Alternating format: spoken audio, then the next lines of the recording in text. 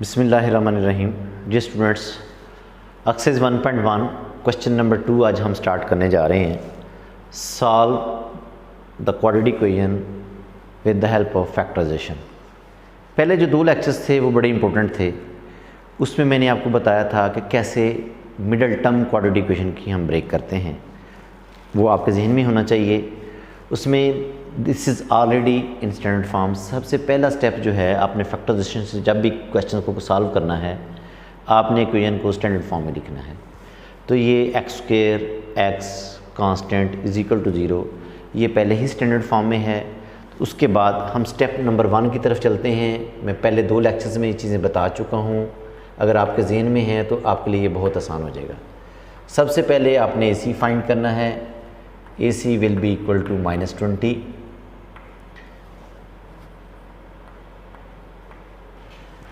क्या करना है, एक्स के कोफिशिएंट को और कांस्टेंट टर्म को मल्टीप्लाई करना है। अगर वो नेगेटिव आए तो हमने 20 के फैक्टर पहले ढूंढते हैं।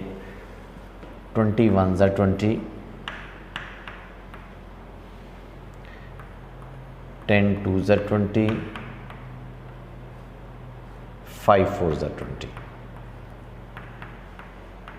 ये ऑल पॉसिबल फैक्टर्स हमने ढूंढ लिए। अगर आपका, पहले बता चुका हूँ, अगर आपका जो प्रोडक्ट है कांस्टेंट टर्म और कोफिशिएंट ऑफ एक्स का प्रोडक्ट अगर नेगेटिव आए तो आपने ऐसे फैक्टर्स सिलेक्ट करने हैं कि उनको सब्ट्रैक्ट करें तो आपका एक्स का कोफिशिएंट यानी कि b आए। तो इनमें से कौन से फैक्टर्स को हम सिलेक्ट करें कि माइनस करने के बाद क्या आना चाहिए, 1। तो आप देख लें, 4 × 5 = 20। इसमें 5 में से 4 को माइनस कर देंगे, आपके पास 1 आ जाएगा। फिर अगली बात हमने बात की थी कि ये चूँकि नेगेटिव है तो दोनों फैक्टर्स के साथ, एक के साथ पॉजिटिव साइन आना है, एक के साथ नेगेटिव साइन आना है। जो एक्स का कोफिशिएंट का साइन देखें, अगर वो नेगेटिव है तो बड़े वाले के साथ नेगेटिव साइन लगाना है। अगर ये पॉजिटिव होता तो बड़े वाले फैक्टर के साथ हम पॉजिटिव साइन लगाते। चूँकि इसके साथ नेगेटिव है तो हम 5 के साथ नेगेटिव लगाएंगे और 4 के साथ पॉजिटिव साइन लगाएंगे। हम लिखते हैं एक्स स्क्वायर -5x + 4x -20 = 0। हमने क्या किया, ये मिडल टर्म ब्रेक कर दी, तो ये आ गया -5x + 4x। उसके बाद हमने पेयर बनाने हैं, फर्स्ट 2 एंड सेकंड 2। इन दोनों में हमारे पास x कॉमन है, हमारे पास आ जाएगा x - 5 प्लस इन दोनों में 4 कॉमन, x - 5 = 0। देखिए ये फैक्टर सेम आ रहा है, इसका मतलब है क्वेश्चन ठीक चल रहा है। अब इन दोनों टर्म्स में से x - 5 कॉमन ले लें। x - 5 कॉमन लिया तो आपके पास आ गया x + 4 = 0। अब ये 2 फैक्टर 0 के इक्वल हैं, इसका मतलब ये हो गया x - 5 = 0 और x + 4 = 0। यहाँ से हमें x की वैल्यू चाहिए, x = 5 और x = -4। तो सॉल्यूशन सेट आ गया हमारे पास 5 एंड -4। अगर पहले 2 लेक्चर्स आपने गौर से, अगर यहाँ से समझ नहीं आ रही, आप पहले 2 लेक्चर्स को रिवाइज़ कर लें, उनको गौर से सुन लीजिएगा, ये इंशाल्लाह आपको कहीं भी प्रॉब्लम नज़र नहीं आएगा। अब आते हैं हम अगले सेकंड पार्ट की तरफ। ये क्वाड्रेटिक इक्वेशन दी हुई है, हमने सबसे पहले फैक्टराइजेशन से जब भी करना है, सबसे पहले इसको स्टैंडर्ड फॉर्म में लिखना है। स्टैंडर्ड फॉर्म में लिखने के लिए हम क्या करेंगे, ये ब्रैकेट ओपन करेंगे। We will get 3y² = y², y को y से मल्टीप्लाई किया, y² - 5y। अब यहाँ 3y² है, यहाँ y² है, ये बड़ी टर्म है, ये छोटी टर्म है, तो इन दोनों को उठा के इस साइड पे लें। हमारे पास आ जाएगा 3y² - y² + 5y = 0।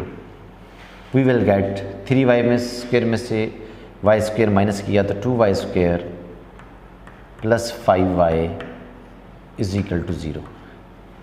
यहाँ से बड़ी इंपॉर्टेंट स्टेप आ गया देखिए स्क्वायर टर्म है, लीनियर टर्म है, कांस्टेंट टर्म यहाँ मौजूद नहीं है, तो इसकी मिडिल टर्म हम ब्रेक नहीं कर सकते क्योंकि तीसरी टर्म नहीं है हमारे पास। हम क्या करते हैं, यहाँ से अगर हम यहीं से फैक्टर्स बना लेते हैं, इन दोनों में क्या कॉमन आ रहा है, y कॉमन आ रहा है, y कॉमन ले लें, वी विल गेट 2y + 5 = 0। अब देखें ये दो फैक्टर बन गए, एक y और दूसरा 2y + 5, ये दो फैक्टर 0 के इक्वल हैं। इसका मतलब ये हो गया कि y = 0 और 2y + 5 = 0। y = 0 और यहाँ से y = -5/2, तो हमने क्या किया, y की वैल्यूज़ निकाल ली, तो आपका सोल्यूशन सेट आ गया 0 एंड -5/2। अब हम थर्ड पार्ट की तरफ चलते हैं। ये भी क्वाड्रेटिक इक्वेशन है, लेकिन इस वक्त ये स्टैंडर्ड फॉर्म में नहीं है। फैक्टराइजेशन से पहले हम इसको पहले स्टैंडर्ड फॉर्म में लिखेंगे। स्टैंडर्ड फॉर्म में पहले स्क्वायर टर्म होनी चाहिए, फिर कांस्टेंट लीनियर टर्म होनी चाहिए, फिर कांस्टेंट टर्म होनी चाहिए। तो इन दोनों को उठा के हम उस साइड पे ले जाते हैं, हमें मिलेगा 17x² + 32x - 4 = 0। ये -32 था, उस साइड पे राइट साइड पे जाके प्लस हो गया, ये +4 था, ये माइनस हो गया। जब आपकी स्टैंडर्ड फॉर्म में क्वेश्चन लिख लें तो स्टेप नंबर 1 की तरफ आपने वहीं जाना है, जो बार बार बता चुका हूँ कि सबसे पहले आपने AC फाइंड करना है। x के टर्म कोफिशिएंट को और कांस्टेंट टर्म को मल्टीप्लाई करना है, हमारे पास आ जाएगा -68। अब x क्या है आपके पास, AC जो है वो नेगेटिव आ गया है। तो अब हम इसके फैक्टर्स ढूंढेंगे, ऐसे फैक्टर सेलेक्ट करेंगे कि उनको सब्ट्रैक्ट करें तो 32 आए, क्योंकि ये हम पहले भी बार बार बता चुका हूँ। तो 68 के पॉसिबल फैक्टर्स मैं लिखने लगा हूँ 68 1s are 68, 34 2s are 68,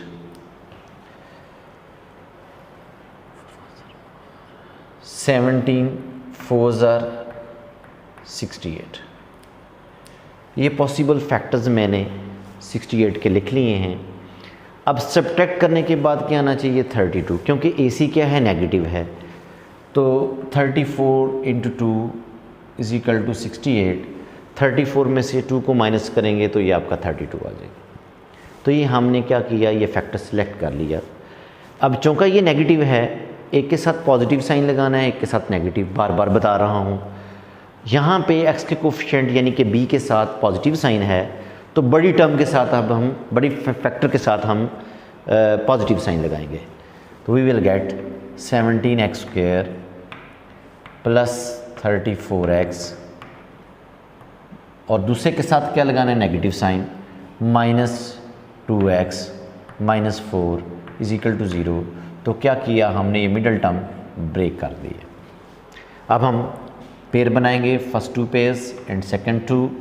इन दोनों में 17x कॉमन, 17 कॉमन ले लिया, x² में से x कॉमन ले लिया, तो x आपके पास बच गया। 17 2s are 34, 17 कॉमन ले लिया और x कॉमन ले लिया। इन दोनों में -2 कॉमन, आपके पास आ जाएगा x + 2 = 0। तो चूँकि ये दोनों फैक्टर सेम आ रहे हैं, इसका मतलब क्वेश्चन ठीक हो रहा है। अब इन दोनों में, दोनों टर्म में से x + 2 कॉमन ले लें, x + 2 × ये x + 2 आपने कॉमन ले लिया, तो यहाँ 17x, x + 2 आपने कॉमन ले लिया, तो -2 = 0। ये दो फैक्टर 0 के इक्वल हैं, इसका मतलब ये हो गया x + 2 = 0 और 17x - 2 = 0। यहाँ से x की वैल्यू x = आ गया -2 और यहाँ से x की वैल्यू आ गया 2/17। तो ये आपका सॉल्यूशन सेट आ गया -2/17। तो ये जो क्वेश्चन नंबर 2 था, solve the quadratic equation with the help of factorization, ये फर्स्ट 3 पार्ट्स मैंने आपको कर दिए हैं। बाकी जो पार्ट्स हैं वो आपकी होम असाइनमेंट हैं। कल इंशाल्लाह हम नया मेथड सीखेंगे कंप्लीटिंग स्केल से कैसे क्वाड्रेटिक स्क्वायर को सॉल्व करते हैं। Thank you.